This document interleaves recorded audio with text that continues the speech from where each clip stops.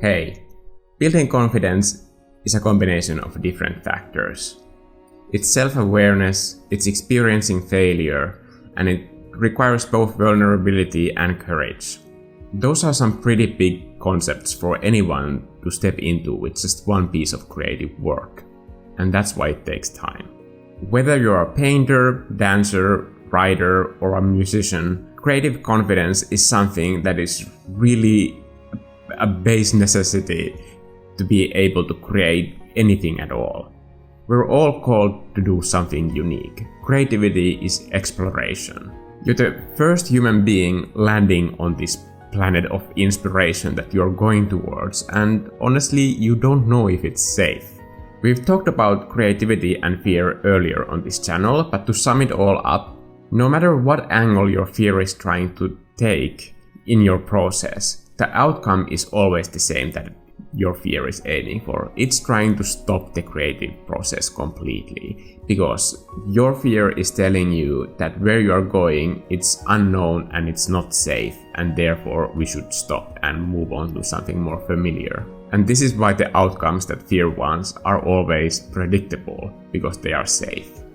If you're still with me on this one, and I think you are, because I think these are universal truths that we all inherently somehow know, the natural conclusion from all of this is that if your fear is trying to get you to safety, then creativity is somehow also inherently unsafe. And here I feel like I can't sugarcoat the truth, because I feel like that would be dishonest.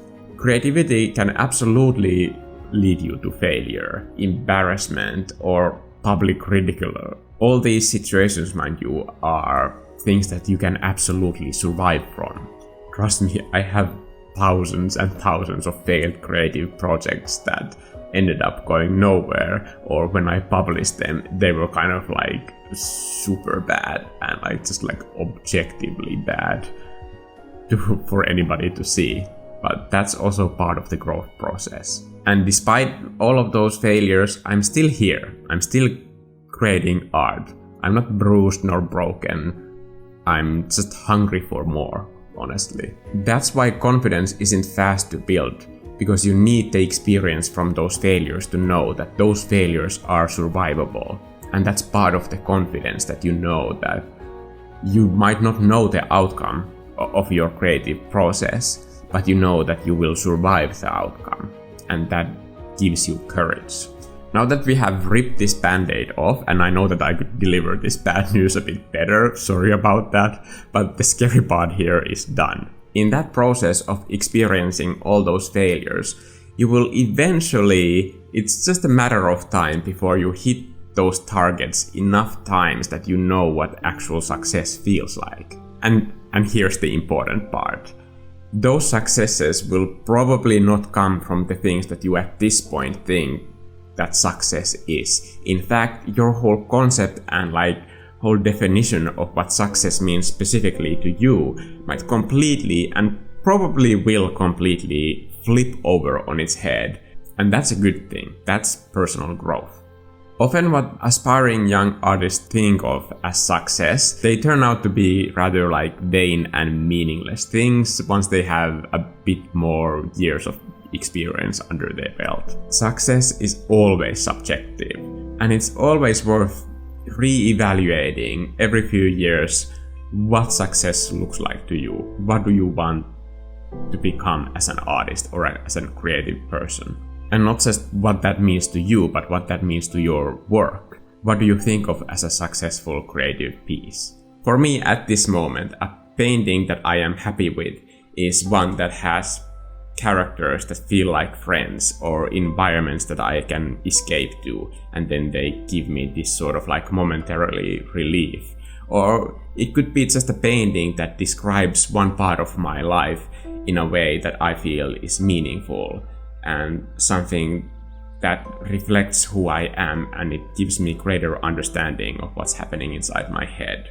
Those pieces to me right now are the ones where when I finish them, I feel like, wow, I'm grateful that this painting got done. And that to me is a successful piece of creative work. For me personally, I don't say that this has to be your definition right now or ever, But for me at this moment, those features are ones that I value the most. And understanding what those paintings are that give me joy and what those creative projects are that I feel like are worth the effort and what that feels like when I get there.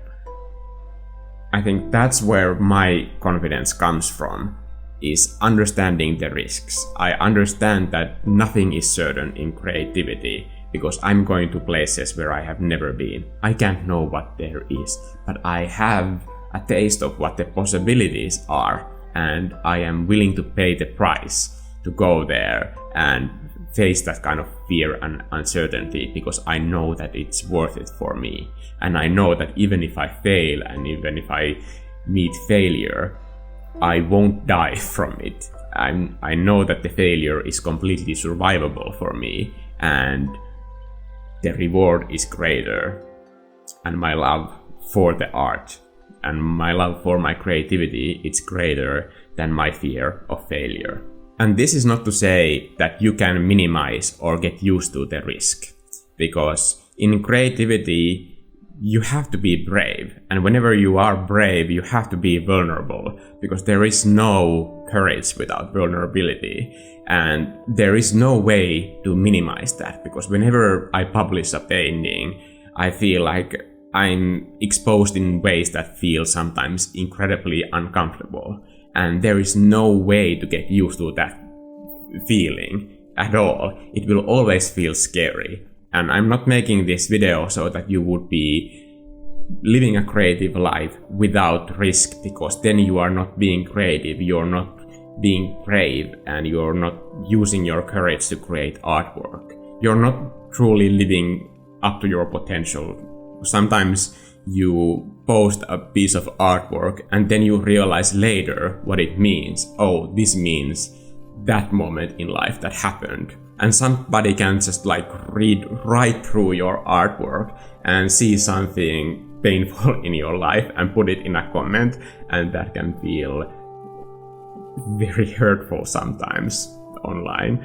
But it also highlights the fact that in creating artwork, you are going to these different planets of creativity that you have never been before, and they might seem scary, and some of them are honestly like hostile, and you can't know that. But on those planets, I know that there are my characters that are my new friends, and there are environments that are beautiful, and I love escaping in my own worlds.